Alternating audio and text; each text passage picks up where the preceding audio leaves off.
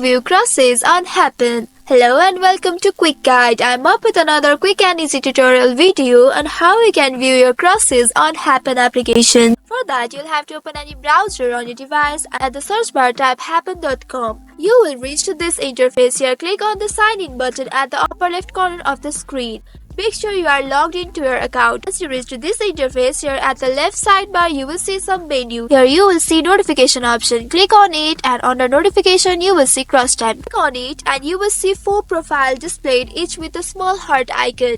This indicates that these users have liked you. Now your task is to identify who among the 4 profiles has liked you. Click on one of the profiles and make your guess. If your answer is correct, you will be directed to the profile of the person who liked you. From there, you can start a conversation and get to know each other better. But if your answer is wrong, don't worry, you will have another chance to play cross time after some time has passed. So in this way, you can view your crosses on Happn. That's all for today's video. Thanks for watching till the end. If you found this video helpful, don't forget to like, share and subscribe the channel. Also hit that bell icon to get notifications on more such helpful tutorials. See you in next video. Stay connected.